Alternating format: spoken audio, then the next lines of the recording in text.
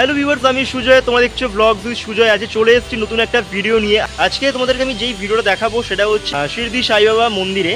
তো এই হচ্ছে মন্দিরের বাইরের ভিউটা এবং এই হচ্ছে মন্দিরটা। মন্দির কিন্তু খুবই সুন্দর এবং এখানে কী করে আসবে এবং মন্দির কবে কবে খোলা থাকে এবং তোমরা কী করে এখানে পুজো দিতে পারবে সব জানাবো আজকের এই ভিডিওতে। তো ব্লগটা কিন্তু তোমরা সম্পূর্ণ দেখতে থাকো, তাহলে তোমরা সব কিছু জানতে পারবে। তো চলো আজ ব্লগটা শুরু করা যাক। চলে আসলাম আমরা শিরদি সাই বাবার মন্দিরের ভেতরে। এই মন্দিরের ভেতরেই প্রবেশ করতেই যেটা উপলব্ধি করতে পারলাম, এই মন্দিরের ভেতরে এতটা শান্ত পরিবেশ যেটা তোমরা এই মন্দিরটাতে না আসলে তোমরা উপভোগ করতে পারবে না। দেখো, এই মন্দিরটা কিন্তু পুরোপুরি কিন্তু রাস্তার উপরেই। তোমরা যখন মন্দির আসবে তখন তোমাদের সর্বপ্রথমে জুতোটা খুলতে হবে, ওখানে জুতো রেখে কিন্তু তোমাকে এই মন্দিরের ভেতরে প্রবেশ করতে হবে। এই হলো কিন্তু মন্দিরের ভেতরে কিন্তু এখন কাজ চলছে দেখতে পাচ্ছ। আর মন্দিরের মধ্যে কিন্তু একটা পতাকা উঠছে, যেটা কিন্তু দেখতে খুবই সুন্দর লাগছে। আর সব থেকে বড় কথা, দেখো রাস্তা মানেই কিন্তু হচ্ছে জ্যাম, আর জ্যাম মানে কিন্তু শব্দ। যখনই ওই পার থেকে যখনই এই পারে চলে আসবে, মানে মন্দিরের ভেতরে চলে আসবে, মানে আলাদা রকম একটা অনুভূতি কিন্তু তোমাদের ভেতরে কাজ করবে। আর আলাদা রকম কিন্তু একটা শান্তি কিন্তু তোমরা এখানে অনুভব করতে পারবে, যেটা কিন্তু কখনো কিন্তু বলে বোঝানো যাবে না। আর ঠিক এর পাশেই কিন্তু হচ্ছে দেখো রাজা বিস্কুট যে কোম্পানি রয়েছে, ঠিক সেই কোম্পানির পাশেই কিন্তু এই মন্দিরটা কিন্তু এখানে কিন্তু হচ্ছে মেন মন্দিরটা। আর ঠিক মন্দিরটার সামনে দিয়ে কিন্তু দেখতে পাচ্ছ এরকম করে কিন্তু একটা জায়গা বানিয়েছে গার্ডেনের মতন। এখানে ফুল আছে এবং আরও গাছ লাগিয়েছে। আস্তে আস্তে হয়তো গাছটা যখন বড় হবে তখন দেখতে কিন্তু খুবই সুন্দর লাগবে। আর মানে ওই সাইড দিয়ে কিন্তু অনেক গাছ আছে। আর দেখো, দেখে কিন্তু বোঝা যাচ্ছে যে গাছগুলোকে যে ট্রিম করে এবং দেখো এক একটা গাছের কিন্তু দেখো শেপ হিসেবে কিন্তু বানানো আছে, দেখতে পাচ্ছ ওইদিকে বানিয়েছে। আর এই সাইডে কিন্তু দেখতে পাচ্ছ এই সাইড দিয়েও কিন্তু এরকম গাছ লাগানো আছে। এবারে মন্দিরে কখন খোলে কখন বন্ধ করে তোমাদের সবই জানাবো এই ভিডিওতেই। মন্দিরটা রাতের বেলা যখন হয় সন্ধ্যা আরতির সময়, তখন কিন্তু খুব সুন্দর লাইট দিয়ে সাজানো হয়। আর মন্দিরে যখন কাজ চলছে, এখন আমরা চলে আসলাম এই মন্দিরটার ভেতরে। মন্দিরটার ভেতরে প্রবেশ করতেই যেটা সবার প্রথমে চোখে পড়ে সেটা মন্দিরটা সাদা রং দিয়ে কিন্তু খুব সুন্দর করে সাজানো। আর যদি মন্দিরের উপরেরটা তোমরা তাকাও, তাহলে উপরের দিকে দেখতে পারবে সুন্দর সুন্দর লাইটিং দিয়ে কিন্তু মন্দিরটাকে সাজানো হয়েছে। অতএব রাতের বেলা হলেই যখন এই লাইটগুলো জ্বলবে, মন্দিরটা কিন্তু আরো দেখতে সুন্দর লাগবে। আর এই মন্দিরের দেওয়ালের মধ্যে শ্রী সাই বাবার কিন্তু ছবি আটকানো আছে দেখতে পাচ্ছ, যেটা দেখতে কিন্তু আরো সুন্দর লাগছে। এই মন্দিরটা কিন্তু বেশ অনেকটাই বড় এবং যেটা ভিডিও শুরুতেই তোমাদেরকে বলেছি, মন্দিরটা কিন্তু খুবই শান্ত। চলো এবারে গর্ভগৃহটা দেখে নেওয়া যাক।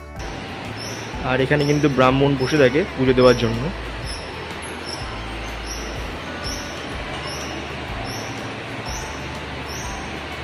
এটা হচ্ছে সাই বাবার আর কি মেন গৃহকক্ষ। মন্দিরের ভেতরে কিন্তু এরকম একটা লিস্ট দেওয়া আছে যে মন্দিরটা কখন খোলা হয় এবং কখন বন্ধ করা হয়। দেখো এখানে যেটা লেখা রয়েছে শ্রী সাই দেবস্থান। এখানে কিন্তু মন্দির খোলার সময় সকাল 6টা থেকে দুপুর 12:30 পর্যন্ত, আবার বিকেল 3টের সময় কিন্তু মন্দিরটা খোলা এবং রাত্রির 8টা পর্যন্ত কিন্তু মন্দিরটা খোলা থাকে দেখতে পাচ্ছ। এবং আরতির সময় এখানে কিন্তু 4বার কিন্তু আরতি হয়। সকাল 6টার সময় একবার হয়, দুপুর 12টার সময় একবার, আর সন্ধ্যে 5:30 এবং রাত 7:30টার সময় কিন্তু এখানে আরতি হয়ে থাকে। প্রতিদিন কিন্তু দুপুর 12:30 থেকে কিন্তু বিকেল 3টে পর্যন্ত কিন্তু মন্দিরটা বন্ধ থাকে এবং প্রতি সপ্তাহে রবিবার ও বৃহস্পতিবার এবং কোনো অনুষ্ঠানে মন্দির সকাল 6টা থেকে রাত 9টা অবধিও খোলা থাকে।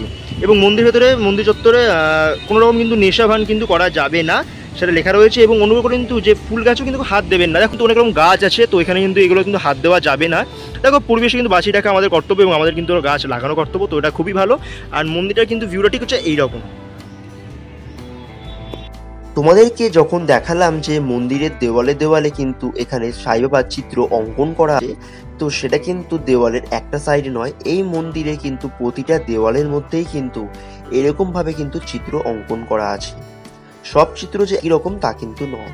আর মন্দিরটা কিন্তু অনেকটাই বড় দেখতে পাচ্ছ। সব ভক্তরা আসছে এখানে সাই বাবার কাছে পুজো দেওয়ার জন্য। আর সাই বাবাকে দেখতে কিন্তু খুবই সুন্দর লাগছে। তোমাদের কিরকম লাগছে জানাবে। আর এখানে কিন্তু একজন পুরোহিত কিন্তু সবসময় থাকে এখানে পুজো দেওয়ার জন্য।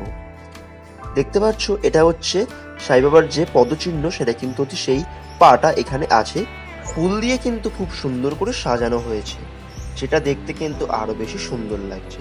তোমাদের কিরকম লাগছে কমেন্ট বক্সে জানাবে। দেখো এই মন্দির এসে তোমরা যদি পুজো দিতে চাও, তাহলে এখানের মধ্যে কিন্তু পুরোহিত থাকে, পুরোহিতের কাছে তোমাকে সরাসরি পুজো দিতে পারো।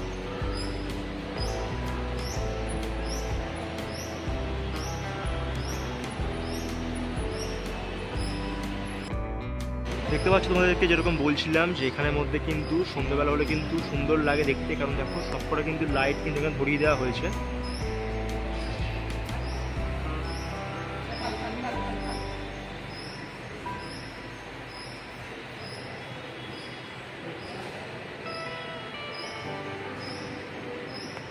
এইবারে বলি তোমরা এই মন্দিরে কি করে আসবে। তোমরা যদি শিয়ালদা থেকে আসতে চাও তাহলে তোমরা সোদপুরে চলে আসবে।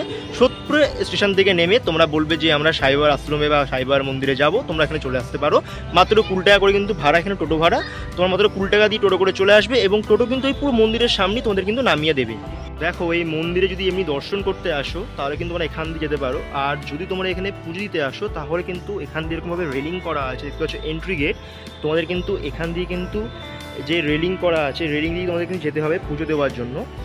আর মোটামুটি কিন্তু অনেকটাই বড় আছে জায়গাটা, তো তোমরা কিন্তু এখানে আরামসে মানে ভিড় হলেও কোনো সমস্যা হবে না। দেখতে পাচ্ছ কিন্তু রেলিং করা আছে এভাবে, এবার রেলিং দিয়ে তোমরা কিন্তু যেতে পারো এখানে পুজো দেওয়ার জন্য।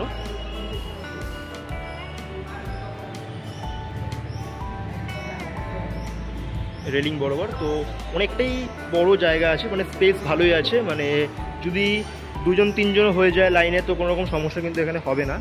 দেখতে পাচ্ছ এভাবে গিয়ে তোমরা কিন্তু ওখানটায় গিয়ে তোমরা পুজো দিতে পারো এরকমভাবে, কারণ একটা বড় জায়গা আছে এখানটা দিয়ে। দেখো তোমরা যদি এই মন্দিরে যদি পুজো দিতে চাও, এখানে কিন্তু ঠিক মন্দিরের সামনেই কিন্তু অনেক দোকান আছে, তোমরা এখান দিয়ে কিন্তু চাইলে কিন্তু পুজো দিতে পারো। এখানে পুজো দেওয়ার কিন্তু সব রকম সামগ্রী যা যা লাগে পুজো দেওয়ার জন্য তোমরা কিন্তু সব কিছু পেয়ে যাবে। এবং এই দোকানটা দেখতে পাচ্ছ সাইবার কিন্তু কিছু মূর্তি দেখতে পাচ্ছি, এবং পুজো দেওয়ার জন্য যা যা লাগে দেখো লাড্ডু, মিষ্টি, প্যারা তোমরা কিন্তু সব পেয়ে যাচ্ছ দোকানে। আর এখানে কিন্তু এরকম ফুলের দোকানও আছে, তুমি এখান থেকে কিনে কিন্তু পুজো দিতে পারো।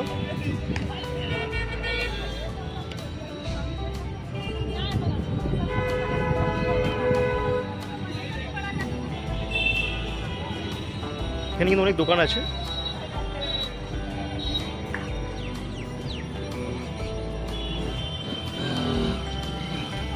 ঠিক এই হলো মন্দির, আর ঠিক মন্দিরের অপোজিটে কিন্তু এরকম দোকান তোমরা পেয়ে যাচ্ছ পুজোর জন্য যা যা লাগে সব সামগ্রী।